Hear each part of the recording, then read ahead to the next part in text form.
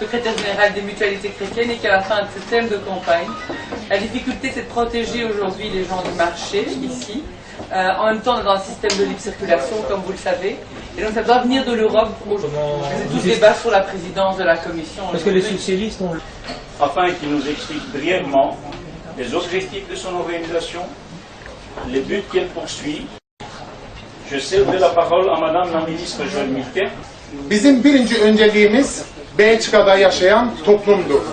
Ama unutmamalıdır ki bizim köklerimiz Türkiye'dedir.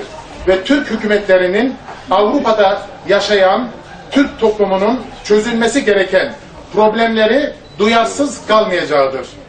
İşte bu sebeple de Türkiye hükümetleriyle de diyalog geliştirerek sorunlara çözüm üretiyoruz. Mesdames les ministres, Monsieur les sénateurs, Madame la députée, Monsieur Hanneman, et la branche belge de l'association, fondée en janvier de double capital.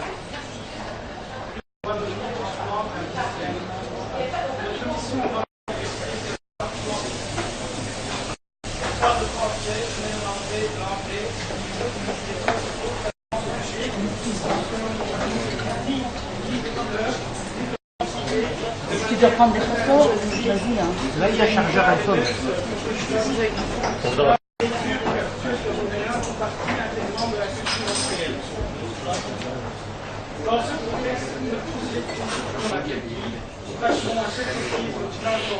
D'abord,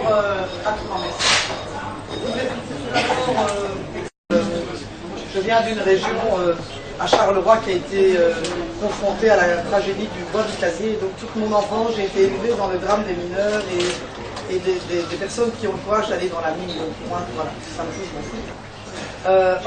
Enfin, de l'immigration turque en Belgique. Puisque nous avons fait quelques célébrations ensemble dans le cadre de mes fonctions de ministre de l'égalité des 50 ans. D'abord dire merci à ceux de la première génération qui sont arrivés sans connaître la langue, sans connaître le pays, en ne sachant pas où ils allaient travailler, qui ont eu le courage de quitter Émirdac, nécessairement bien accueillis par tout le monde, parfois oui, parfois non, où ils ont dû en fait contribuer à tous les sorts belges en travaillant dans les mines, en travaillant dans tous les constructions de métro, etc., ou les grandes constructions métalliques, ou le bâtiment qui sont des travaux durs, et où cette communauté a énormément apporté à l'économie belge, au travail belge, au déploiement que nous avons encore maintenant, et au fond, même physiquement, à la manière avec laquelle cette ville est organisée. En matière judiciaire, ça a été fait, de faire de l'échange de formation et de l'échange aussi entre nos différents experts, ça a été fait, on est allé là-bas, ils sont revenus ici, européens, et tout le monde était très ravi de la manière, avec le Maroc, avec la Jordanie, avec la Tunisie, trouver un nouveau partenariat par rapport. Il est évident que dès que nous devons parler de la Turquie, ou que nous avons immanquablement très actifs, qui sont là, avec la position, et nous sommes évidemment aussi très désireux par rapport à nos besoins et nos exigences respectives. Mettre à disposition tout le matériel électoral belge qui ne demande pas le rejet l'une de l'autre, que du contraire. Et donc, bientôt, quand on ira voter, donc voilà, et pour toute la collaboration administrative, vous pouvez compter sur nous. Alors, plus spécifiquement sur les élections nationales, le progrès, le respect, la solidarité et un avenir un petit peu plus humaniste, moins matérialiste et un peu moins égoïste de notre société. Et je pense qu'en cela, nous avons des objectifs en commun. Et pour terminer, au niveau de Bruxelles, la capitale de l'Europe, la capitale de la Belgique, une région, et en même temps une des plus grandes, c'est pas la plus grande ville diplomatique, même si elle est petite en nombre.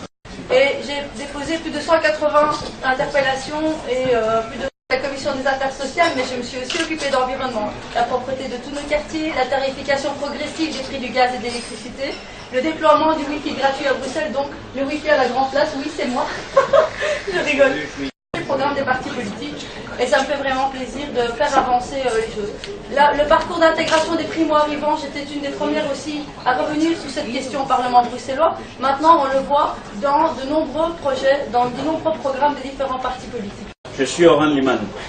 Je suis issu de la première vague d'immigration turque du début des années 60. Je suis marié et père de 3 enfants. Je suis directeur de banque et je fais ce métier depuis 30 ans. 30 yıllık meslek hayatımda yol ve kader arkadaşlığı yaptığım hemşerilerimin çeşitli konulardaki sıkıntılarına çözümler yarattım. Bazen yeni evlenen bir çiftin ev sahibi olmasına, bazen iş kurmak isteyen bir gencimizin ilk iş yerini açmasına, bazen memleketinde emekliliğini yaşamak isteyen bir vatandaşımızın hayalinin gerçekleşmesine büyük bir mutlulukla vesile oldum. Link here with the Turkish community, and last but not least we have also somebody new, Liman is number 33 in our list for the region, but is somebody coming from the economical life. Is running a bank here in Brussels, in the center of Brussels, and he wanted to give what he received, and to engage himself in the development of education, also support to the young people for qualification, and also access to the higher studies, and also to work against unemployment, and against also inequalities, and so it's somebody very interesting also to meet and to support. So I'm very proud of my team. I'm very proud of the different candidates of Turkish origin, and I really ask that people vote for them because they deserve it, and they won't be disappointed. Benim bir iş adamı geçmişim var biliyorsunuz. Siyasetle ticareti karıştırmamak lazım. Bana şimdiye kadar önem veren toplum şimdiden sonra da önem vereceğini düşünüyorum. Bu şekilde benim sıkıntım inanın ki gençlik, gençler ve eğitim. Bu gençlerle bu saatten sonra yapabileceğimiz yardımlar yalnız ve yalnız eğitimle ilgili olduğunu düşünüyorum. Çok önemli olduğunu. İşsizlikle ilgili de bu konuda ciddi çalışmaların olduğunu, nerede eksikliklerimiz var, bunlara çözüm aramaya çalışacağım. Teşekkür ederim. Aynı zamanda burada çok acı bir durumla ilgili Soma'daki kaybettiğimiz 300'den fazla madenciler için Allah onları rahmet eylesin diyorum. Aynı zamanda da arkaya kalan ailelerine başsağlığı diliyorum.